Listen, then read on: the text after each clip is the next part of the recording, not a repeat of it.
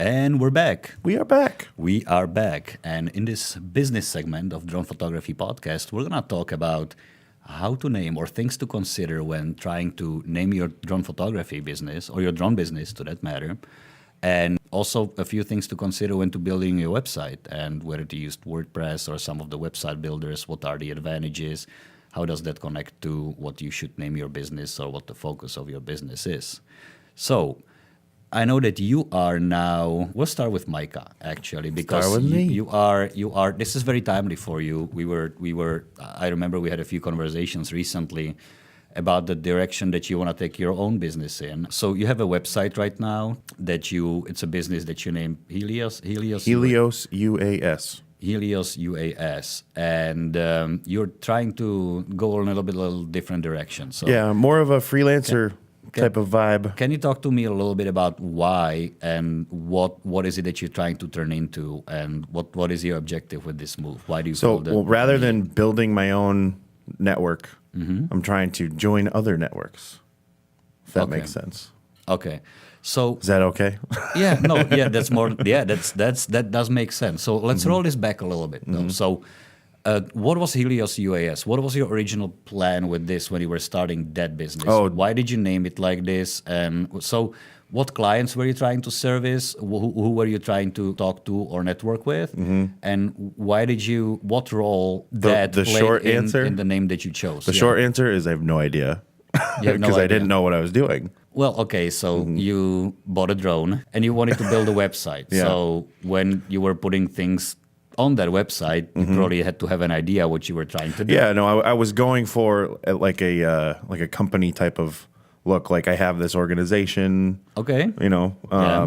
behind me, and I do in a way. Yeah. But it's not. They're not my employees. They're not. Yeah. That type of a thing. Yeah. Organization. Why did you want to make it seem like you're behind? Who were you trying to Anybody. get as a Anybody. client? Anybody. Anybody that wanted to pay me money. Like an industrial clients or photography clients, them. producers, real estate. Okay, so you were trying to make it appear, like not make it appear because it is a business. Yeah. It's not, you're not making it appear like it's a No. business. It is a business, but it is pretty much a one-man show.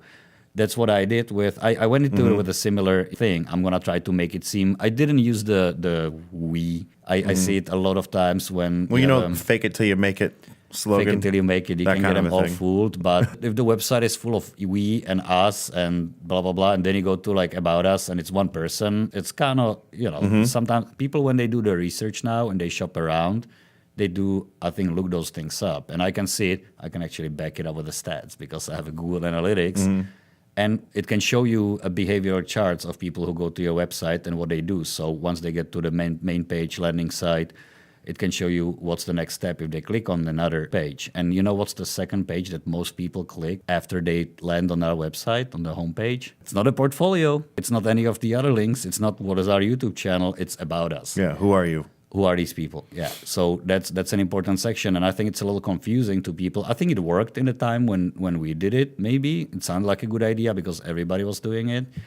But eventually you're going to run into something that we run into, right? When you're literally, to be a bigger company, there is only so long you can fake it for until you kind of have to make it a little bigger company. And to me, I eventually started hiring. I'm not hiring because I wasn't like an employer to them, but talking to other or using other freelancers in my network because my mentality is that, and I know that kind of narrows my field, but I'm a drone photographer and drone videographer. I try to make people believe that I know a thing or two about flying drones and working the cameras attached to drones. But I also know I have my limitations. That doesn't make me a terrestrial camera guy. I'm going to use that term again because I love terrestrial camera guy. So if I have a client that needs something, I can either struggle and I can swing around the camera myself. And I do it sometimes if it's like events, things that we either do as a trade for some advertising or sponsorship. And I can do a decent job, but I know there are people who do that all the time that can do so much better than I do. Yeah, you play to your strengths. And the reason I know it is because I know that doing drone photography, I can get pretty good results out of it and consistent results, which is what's important if you're trying to do as a business.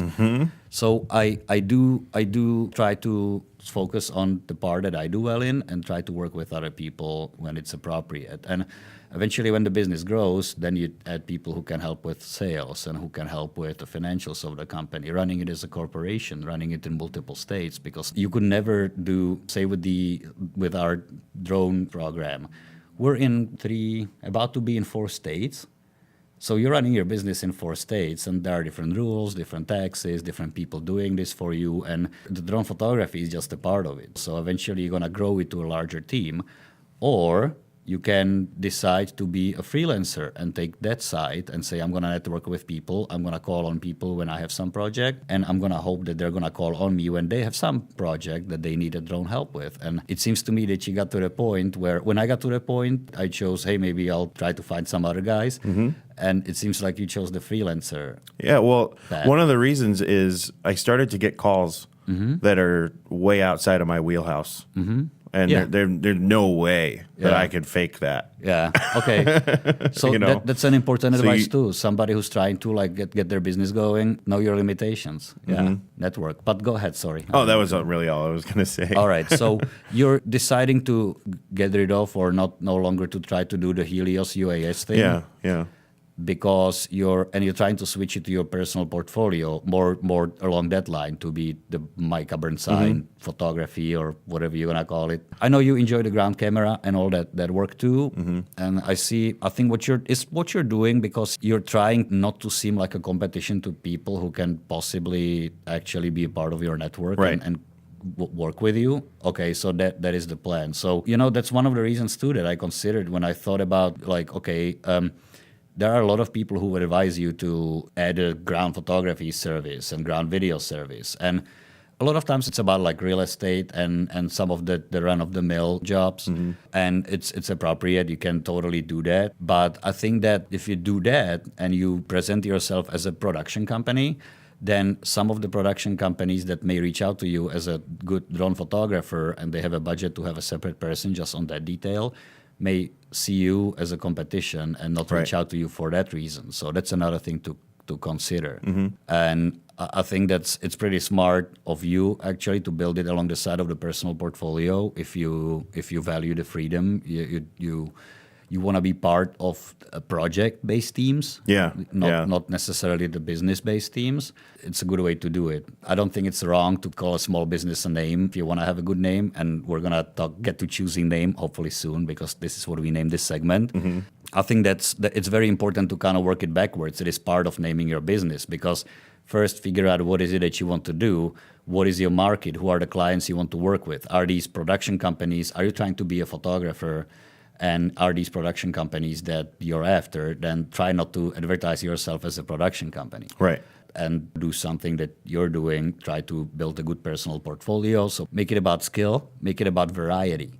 Being able to consistently execute well in as many different environments and situations as you can. And that's really what people look for. Obviously, it's about who you know too. So if you get into the network with people, if they're happy with what you're doing, they'll tell other folks about you. you Yeah. know, and so it's a good way to build it. Yeah. Cool. So what name are you going to choose now? I don't know. It's going to have to use my name somehow. He's going to have to use your name somehow. I would think so. I do So- regret naming it. So Helios. So a good way to go about naming your company and your website is something that people can remember, right? So something memorable. I would say the second thing that's important is something descriptive. Yeah, it should say what you do in the title. When you tell somebody the name of your business, they should be able to decipher what it is that business is about by the name. Can we give some example? Photo Flight Aerial Media would be a good example. Yeah, that is a good example. I didn't pick that name actually. DJI, not a good example, but they make great products, so They everybody have a knows big their name brand now. recognition. Yeah. How about Drone Photography Podcast? Another clever one. Descriptive. So a good place if you want to do a business, Philadelphia drone photography wouldn't be a bad thing. It's very dry. The descriptive things are very dry. Yeah. But they work. If people can kind of understand what you're doing from the name of your company, if you choose not to go with your personal name, try choosing something along those lines. What do you do? Yeah. Okay. So easy to remember and descriptive. When you're picking the name for the company also, it doesn't necessarily mean that the website will be available. Right. Yeah, so that's another thing. When you're choosing a name for the company, run a bunch of ideas through like a GoDaddy domains, and it will tell you whether the domain you're looking for is available, is not available, or whether it's for sale. I don't know if spending a bunch of money on a domain when starting a business is something anybody would go with, but unless it's like the best name ever and yeah, it's just going to do really well and you know it, yeah, it's probably not worth. So if somebody's selling dronephotography.com for like $50, then probably that'd be worth it. Yeah, I have a cool website actually. I have a domain, DJIDrones.com. Ooh, I own that. And they haven't bought it from you yet, have they? No, I didn't get any offers on it, so it's a cool domain. It was a good enough deal, so I bought it, and now I have it. I don't know what I'm gonna do with it. So if anybody's looking for a cool business name and they want to be in a drone business, I talk to me. I have a pretty cool website for you, or domain anyway. Yeah. All right, so, but the domain names, the social media, any of that stuff, do check that those things are available because that's how people are going to find you. And if it's a domain name, .com, if you're in the US, I wouldn't do, you know what, if .com is not available, but they'll tell you, okay, you can get .us, whatever, because now the extensions, there are so many of them, don't do it because you're going to regret it. Because if it grows, and it does well, now the .com version of that name is gonna get your traffic, and it's just not gonna be that great. So if a .com is not available, just move on, do something else, try to modify it. You really want to have .com almost at all costs if possible. Yeah, if you have a 3-word website, you have a better chance of actually New Orleans being available. Ariel would be good. Yeah, but again, you may be less likely to find something like that. Yeah. So it's a lot to consider. So make sure it's available. Make sure it's descriptive. You can use abbreviations in your website name if that becomes too long. I think you do have a better chance of scoring a 3-word domain name available for reasonable price. Usually they're $10, whatever the registration fee is, and that's about it. Now, hosting, real quick. So you have a few options when it comes to website and building that. So if you're looking to do something like a portfolio, you can either look at one of the website builders like the GoDaddy's Managed WordPress or Squarespace, Wix, any of that. The big ones. If your aim is photography, they have a lot of good photographer portfolios. If your aim is industrial, they probably have some of that, really good templates. They're fairly easy to put together. It's not that much work. They let you host different feeds. So if you have a YouTube channel, Vimeo channel, if you're using embeds, you can feed that right to your website, to your portfolio. So that's one way to go, but it's a little limiting too when it comes to SEO. Very little. It is. Yeah. You have a little more flexibility with WordPress, but WordPress you have to spend time learning. If you're just getting into business and you don't know much about WordPress, if you already know about WordPress, you're going to choose WordPress from the get-go anyway.